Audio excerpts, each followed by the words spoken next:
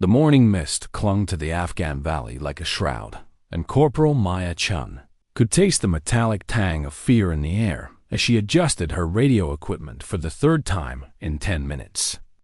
Her left hand, a mangled mess of scar tissue and nerve damage from what the official report called a training accident, sent sharp jolts of pain up her arm with every movement. 6 months ago, she'd been the best marksman in her unit. Now she was relegated to communications duty, watching other soldiers do the job she'd trained her whole life for. Overwatch, this is Alpha Team. We're beginning our descent into the valley. How's our eye in the sky looking? Sergeant Rodriguez's voice crackled through her headset, tinged with the forced casualness that every soldier adopted when they were scared but trying not to show it. Maya pressed the binoculars to her eyes, scanning the rocky terrain below where her squad moved like ants across the barren landscape. Alpha Team, Overwatch. Valley appears clear. No movement detected in sectors 1 through 4. The lie came easily. She'd been telling variations of it for months. Pretending her damaged hand didn't affect her ability to operate the equipment. Pretending she wasn't seeing things that others missed, because she was desperate to prove she still belonged. But this morning was different. This morning, something was very wrong. The intelligence briefing had been routine. Suspected weapons cache in an abandoned compound. Minimal enemy presence expected, in and out before lunch. Maya had heard the same briefing dozens of times. But as she watched her squad navigate the treacherous path down the ridge, every instinct she'd developed over 3 tours of duty was screaming warnings. She shifted position, wincing as her damaged hand caught on a sharp rock. The injury had happened during what was supposed to be a simple training exercise, a live-fire drill that went catastrophically wrong when Private Jenkins, high on something he'd bought from a local dealer, had thrown a grenade in the wrong direction. The explosion had shattered Maya's left hand and ended her career as a sniper in one deafening moment. Jenkins had been quietly transferred stateside. Maya had been given a choice: take a medical discharge or accept reassignment to communications. She'd chosen to stay, even though every day felt like a reminder of what she'd lost. Now, as she watched her teammates disappear into the morning haze, she noticed something that made her blood run cold. Fresh boot prints in the mud near the ridgeline, not American boots. The tread pattern was wrong, too narrow, too deep. Someone had been here recently, someone who knew exactly where to position themselves for maximum advantage. Maya's heart began a race as she traced the prints with her binoculars. They led to 3 different positions along the ridge, each one offering a perfect line of sight into the valley below. Each one positioned exactly where she would have placed snipers if she were planning an ambush. "Son of a bitch," she whispered, her breath fogging in the cold mountain air. She grabbed her radio, fingers fumbling with the frequency dial. "Alpha Team, this is Overwatch. I need you to halt your advance immediately. Possible hostile contact on the ridgeline." Static answered her. She tried again, adjusting the frequency, checking her equipment. Nothing but white noise filled her headset. Someone was jamming their communications, which meant this wasn't a random encounter. This was planned. Maya's mind raced through the possibilities. The intelligence had been wrong or worse, compromised. Her squad was walking into a kill zone, and she was the only one who knew it. She watched through her scope as Rodriguez led the team toward the compound, completely unaware that death was watching them from 3 different angles. The first sniper emerged, from his hide like a ghost materializing from the rocks. Maya's breath caught in her throat as she watched him settle into position, his rifle trained on the valley below. Then the second appeared, and the third. Professional, coordinated, patient. They'd been waiting for hours, maybe days, for this exact moment. Maya's damaged hand throbbed as she reached for her standard-issue M4 carbine. The weapon felt foreign in her grip, she'd been trained on precision rifles, weapon designed for long-range accuracy. This was a close-quarters combat weapon, never intended for the kind of shot she was contemplating. The distance to the farthest sniper was at least 850 meters, well beyond the effective range of her rifle. The wind was gusting unpredictably through the canyon, and her injured hand could barely maintain a steady grip. But her squad was running out of time. She could see Rodriguez checking his watch, probably wondering why Overwatch had gone silent. In less than 2 minutes, they would reach the compound and expose themselves completely. The enemy snipers were already adjusting their positions, preparing for the perfect shot. Maya closed her eyes and tried to remember her grandfather's voice.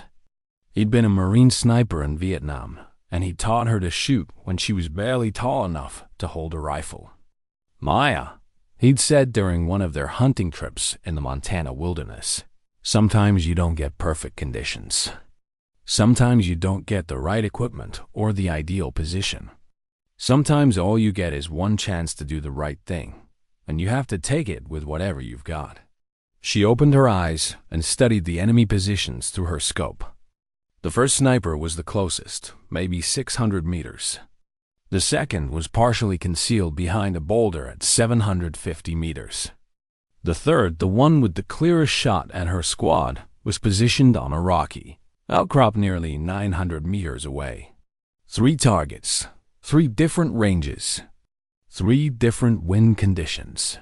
Maya's radio crackled with interference, and through the static, she caught fragments of Rodriguez's voice, proceeding to target, no contact from Overwatch, assume equipment failure. They were going in blind, trusting that she was watching their backs. The weight of that responsibility settled on her shoulders like a physical burden. These weren't just soldiers under her protection, they were her friends. Rodriguez had a daughter starting kindergarten next month. Thompson was getting married when they rotated home. Williams was barely 19, still sending half his pay to his mother in Detroit. Maya positioned herself behind a stable rock formation and tried to control her breathing.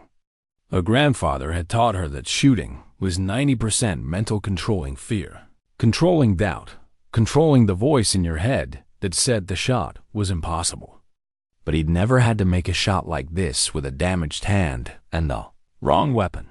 The first enemy sniper was lining up his shot. Maya could see his finger moving toward the trigger. She had maybe 30 seconds before he fired, maybe less.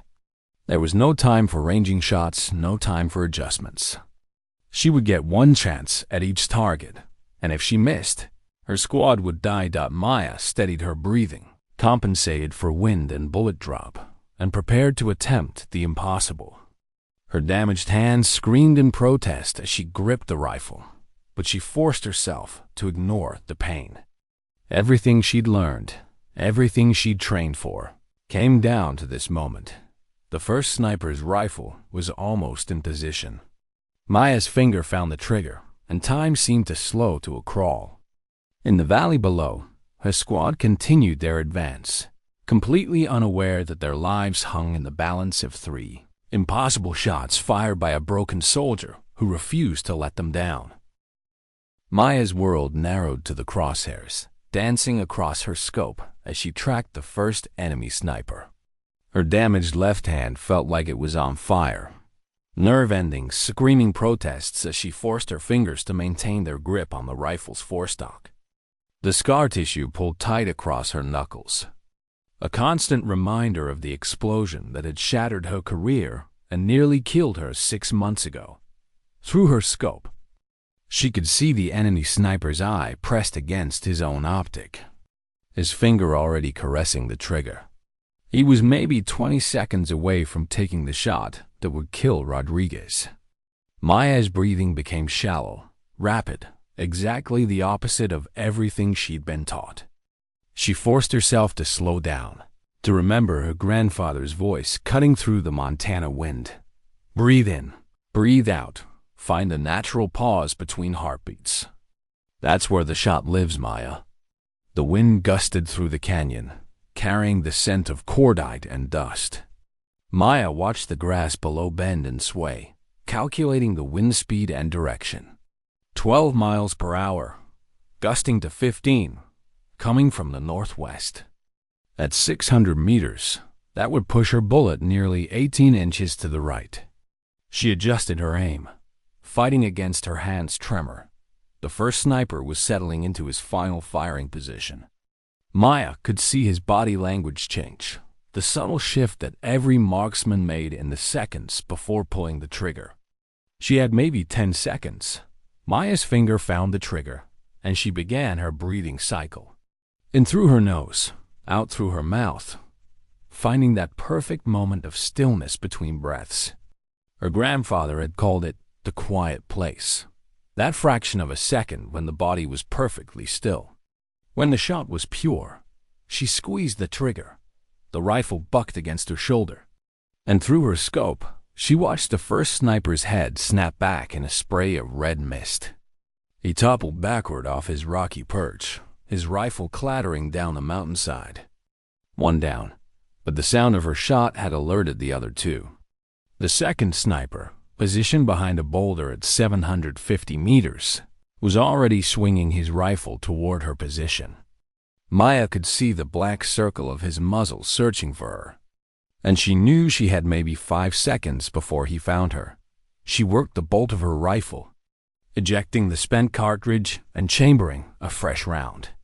Her damaged hand was shaking now, adrenaline and pain combining to make fine motor control nearly impossible. The second sniper was closer to acquiring her position. She could see him scanning the ridge. Lying through his scope. Maya shifted her aim to the second target, calculating the new variables. 750 meters, wind still gusting from the northwest, but stronger now, maybe 18 miles per hour. The bullet drop would be significant, nearly 6 feet at that range with her rifle. She aimed high and to the right, compensating for both gravity and wind. The second sniper's rifle was almost on her. She could see the sunlight glinting off his scope as he searched for her muzzle flash. Maya held her breath and squeezed the trigger, just as his rifle swung past her position. The shot took him in the upper chest, spinning him around behind his boulder. Not a clean kill, but enough to take him out of the fight. Maya watched him struggle for a moment before going still. 2 down, but the third sniper, the one positioned nearly 900 meters away on the rocky outcrop, had seen everything. He was already trained on her position, and Maya realized with cold certainty that she was about to die. At that range, with his precision rifle, he couldn't miss. She could see him through her scope, his eye pressed against his optic, his finger on the trigger. Maya threw herself sideways just as his muzzle flashed. The bullet cracked past her head, so close she could feel the pressure wave. Rock fragments exploded from the boulder behind her, stinging her face and hands. She rolled behind cover, her heart hammering against her ribs. The third sniper was repositioning, trying to get an angle on her new position. Maya knew she had maybe 30 seconds before he found her again. But 900 meters was beyond the effective range of her rifle at that distance. Her bullets would be dropping like stones, and the wind would push them yards off target. She thought about her squad in the valley below, probably wondering why their overwatch had gone silent. They would be approaching the compound now, completely exposed. If she didn't take out the third sniper, he would have clear shots at all of them. Maya closed her eyes and tried to remember everything her grandfather had taught her about impossible shots. Sometimes, he'd said during one of their hunting trips, you can't rely on the equipment to make the shot for you. Sometimes you have to become the shot. You have to feel the wind, taste the distance, become one with the bullet's path. She opened her eyes and studied the third sniper's position. He was partially concealed behind a rock formation, but she could see part of his torso and his rifle. The wind was still gusting, but she noticed a pattern every 30 seconds or so. It would die down for just a moment before picking up again. If she could time it right, Maya positioned herself for the shot, ignoring the pain in her damaged hand. She would have to aim nearly 10 feet high to compensate for bullet drop, and she would need to time the wind perfectly. It was a shot that even a healthy sniper with the right equipment would struggle to make. With her injuries and her standard-issue rifle, it was virtually impossible, but her squad was counting on her. Maya watched the grass in the valley, timing the wind patterns. 30 seconds of gusting, then a brief lull, then gusting again. She waited, counting down the seconds. 25, 26, 27. The wind died. Maya aimed high and slightly left, compensating for the bullet's long arc through the thin mountain air. She found that quiet place between heartbeats, that moment of perfect stillness her grandfather had taught her to find. The third sniper was lining up his shot on her position, his rifle steady and sure. Maya squeezed the trigger. The bullet seemed to hang in the air forever, arcing through the morning sky like a prayer made of lead and copper. Maya watched through her scope as it traced its impossible path across the canyon, fighting gravity and distance and doubt. The third sniper's head exploded in a pink mist. Maya lowered her rifle, her hands shaking uncontrollably now. 3 shots. 3 kills. At ranges that should have been impossible with her equipment and her injuries. She stared at the empty positions where the enemy snipers had been, hardly believing what she'd just accomplished. In the valley below, her squad continued their advance toward the compound, completely unaware of how close they'd come to death. Maya's radio crackled with Rodriguez's voice. "Overwatch, we're approaching the target building. Still no contact from you up there. Everything okay?" Maya keyed her mic, her voice steady despite the adrenaline coursing through her system. "Alpha Team, Overwatch. All clear. Proceed with mission." She watched her teammates disappear into the compound, alive because of 3 impossible shots fired by a broken soldier who refused to let them down. But as the adrenaline began to fade, Maya realized that her secret wouldn't stay buried for long. Someone would find the bodies. Someone would measure the distances and angles. Someone would ask questions that she wasn't prepared to answer. For now, though, her squad was safe. And sometimes that was enough. Maya's hands moved with practiced efficiency as she policed her brass, collecting the 3 spent cartridges and slipping them into her cargo pocket. The metallic casings were still warm against her palm, evidence of the impossible shots she'd just made. Her damaged left hand throbbed with each movement, but she forced herself to work quickly. In 15 minutes, maybe less, someone would discover the bodies. She needed to be just another communication specialist monitoring radio traffic when that happened. She repositioned her equipment to match exactly where it had been before the shooting started, adjusting her radio antenna and spreading out her maps in the same configuration. Maya even went so far as to eat half of an MRE and scattered the wrapper nearby, creating the illusion that she'd been calmly having lunch while her squad cleared the compound below. The deception felt wrong. She'd just saved 7 lives with 3 of the most difficult shots of her career. And now she was hiding it like a crime, through her binoculars. Maya watched her squad emerge from the target building 40 minutes later. Rodriguez was carrying a laptop computer and what looked like intelligence documents. Thompson had a satisfied grin on his face that meant they'd found something significant. Williams was already on the radio, calling for extraction. A successful mission, and they had no idea how close they'd come to disaster. "Overwatch, this is Alpha Team." Rodriguez's voice crackled through her headset. "Package secured. We're ready for pickup. Nice and quiet down here, Chun. Good Overwatch." Maya keyed her mic, forcing her voice to remain steady. "Copy that, Alpha Team. Extraction bird is inbound. ETA 12 minutes. Well done down there." The words tasted like ash in her mouth. She wanted to tell them what had really happened, wanted them to know that their casual confidence in her abilities hadn't been misplaced. But revealing the truth would raise questions she wasn't prepared to answer. As her squad began their trek back up the ridge, Maya noticed movement in the distance. A patrol from Bravo Company was conducting a routine sweep of the northern sector, following up on intelligence reports of enemy activity. They were maybe 20 minutes away from discovering the sniper positions. Maya's stomach clenched as she realized the implications.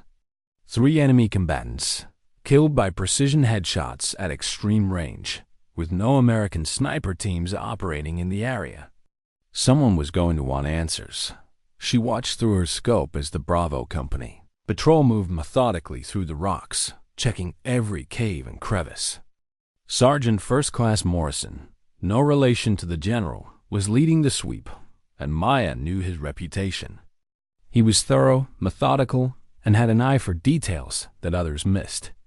If anyone was going to piece together what had really happened, it would be him. Maya's radio crackled with routine traffic supply requests, weather updates, casualty reports from other sectors. She dutifully logged each transmission, playing her role as the dedicated communications specialist. But her eyes kept drifting to the Bravo Company patrol as they worked their way closer to the sniper positions. 15 minutes later, Morrison's voice cut through the radio chatter. "Base. This is Bravo 6. We've got 3 enemy. Kia at grid reference 41SMD12345. 67,890. Requesting EOD and intelligence teams for site exploitation." Maya's heart began to race. She keyed her mic with the standard response. "Bravo 6, Overwatch copies. Relaying your request to base." Her voice sounded normal and professional, but inside she was calculating how long it would take for the investigation to begin. EOD would check for booby traps. Intelligence would photograph everything, and then the questions would start. Within an hour, the site was swarming with activity. Maya watched through her binoculars as specialists measured distances, photographed the bodies, and collected evidence. She could see them using laser rangefinders to calculate the distances from various positions on the ridge to the sniper nests. They were being thorough, professional, and increasingly puzzled. Captain Williams, the intelligence officer, not the young soldier on her squad, arrived by helicopter with a team of analysts. Maya had worked with him before. He was smart, experienced, and had a reputation for solving puzzles that others couldn't. She watched him examine the scene, pointing at different positions, clearly trying to work out the angles and distances involved. Maya's radio buzzed with encrypted traffic as the investigation team communicated with higher headquarters. She couldn't decode the transmissions, but she could guess what they were discussing. 3 precision kills at extreme range, no friendly sniper teams in the area, and ballistics that didn't match any of the standard weapons carried by the patrol units.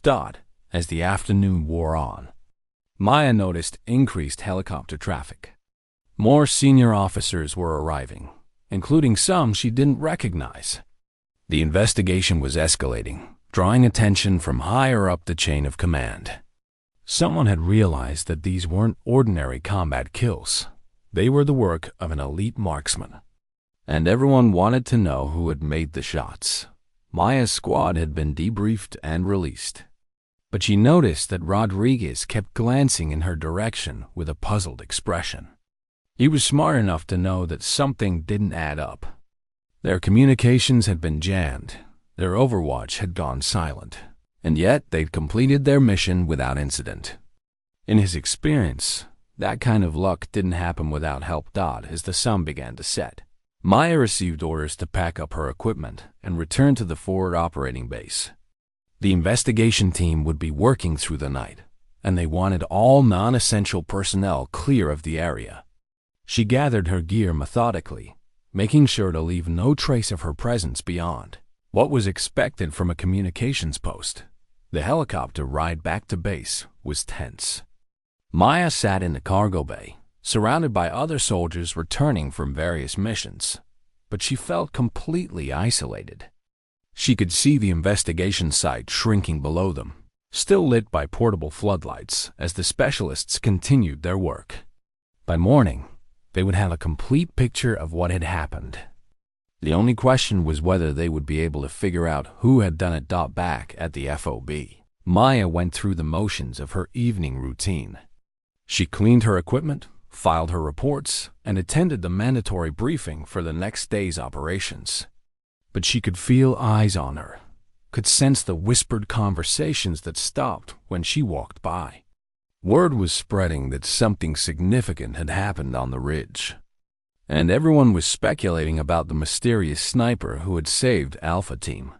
Maya lay in her bunk that night, staring at the ceiling and listening to the distant sound of helicopters coming and going. The investigation was continuing, and she knew it was only a matter of time before someone connected the dots. Her damaged hand ached, a constant reminder of the injury. That had ended her career as a sniper, or so everyone believed. She thought about her grandfather, about the lessons he taught her in the Montana wilderness. He'd always said that the hardest part of being a soldier wasn't pulling the trigger, it was living with the consequences afterward. Maya had pulled the trigger 3 times that day, and now she had to live with the knowledge that her secret was hanging by a thread. Tomorrow, the questions would begin in earnest. Tomorrow, she would have to decide whether to maintain her cover or step forward and claim responsibility for the impossible shots. But tonight, she allowed herself a moment of quiet satisfaction. Her squad was alive, the mission had been successful, and she had proven, if only to herself, that she was still the soldier she'd always been. Broken hand and all, the investigation would continue. But Maya Chun was ready for whatever came next. The morning sun cast long shadows across the forward operating base as Maya Chun stood in formation with the rest of her unit, her stomach churning with a mixture of dread and anticipation. Word had spread through the camp like wildfire. General Morrison himself was flying in to personally investigate the sniper incident. Not the Sergeant First Class Morrison who had discovered the bodies, but the real deal, Brigadier General James Morrison, a legend in special operations circles and a man who didn't waste time on routine matters. Maya had barely slept, her mind racing through possible scenarios. She'd considered slipping away during the night, maybe claiming a medical emergency or requesting immediate transfer. But running would only confirm guilt, and besides, where could she go? The military was her life, her identity. Without it, she was just another broken veteran with a damaged hand and too many nightmares. The formation stood at attention as 3 Black Hawks approached from the south, their rotors beating a steady rhythm against the morning air. Maya watched the lead helicopter settle onto the landing pad, dust swirling in miniature tornadoes around its skids.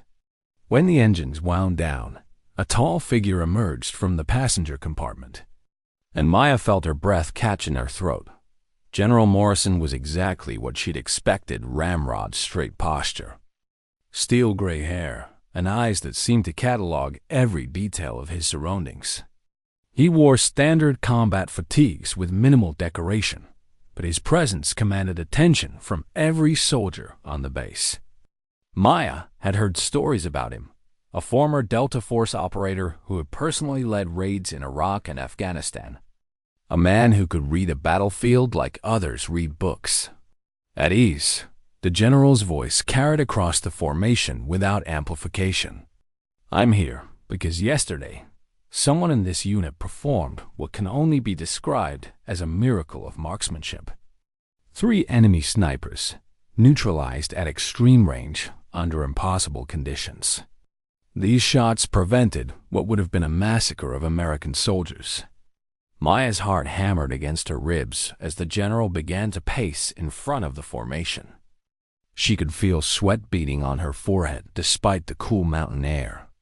Around her, soldiers shifted nervously, glancing at each other with mixtures of curiosity and concern. "The ballistics report makes for interesting reading," the general continued, pulling a folder from his cargo pocket. 3 targets, ranges from 600 to 900 meters. Crosswinds gusting to 20 miles per hour. All 3 kills were headshots, made with what appears to be standard-issue M4 ammunition. The precision required for these shots is beyond the capability of most trained snipers, even under ideal conditions. Maya noticed Rodriguez glancing in her direction, his brow furrowed with thought.